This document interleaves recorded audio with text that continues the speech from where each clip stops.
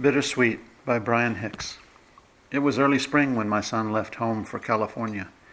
His departure weighed on me, and to escape separation anxiety, I hit the road, planning to visit Cherokee landmarks, to listen to the land, observe, and discover what it might reveal.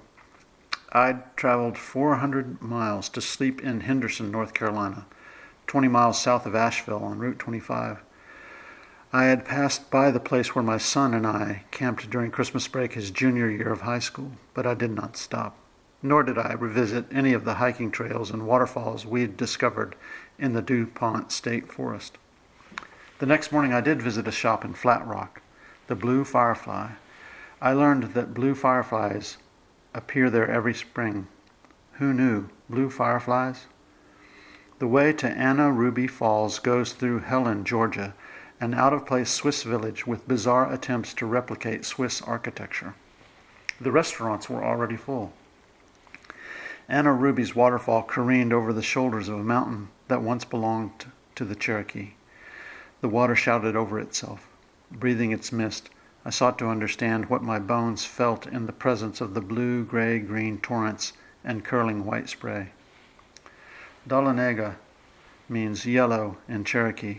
Now it means gold because the precious metal was found there in 1829. The main attraction is a museum in the public square. A metal sign gives testament to the perspective of a dominant society, stating, in raised gold letters, "The Gold Rush Days Festival each October recalls the bittersweet echo of the forced removal of the Cherokees in 1838 along the Trail of Tears." Bittersweet means pleasure mixed with sadness, but here it's a euphemism for the thousands who died on the trail, and the tens of thousands uprooted from their homeland by armed militia, in spite of a Supreme Court ruling that the Cherokee were sovereign and held title to their land free from intervention by the state of Georgia. In the museum, a map showed the territory surrendered by the Cherokee between 1755 and 1835, the loss of land documented by 36 treaties. Because of the forced removal, my ancestor, Hillard Rogers, traveled from his home in Georgia to the Indian Territory. On the way, he must have heard that bittersweet echo. I learned this whitewashed history as I sought to escape my own sadness caused by my son's journey toward success. My experience was perhaps bittersweet. The experience of the Cherokee was horrendous and egregious.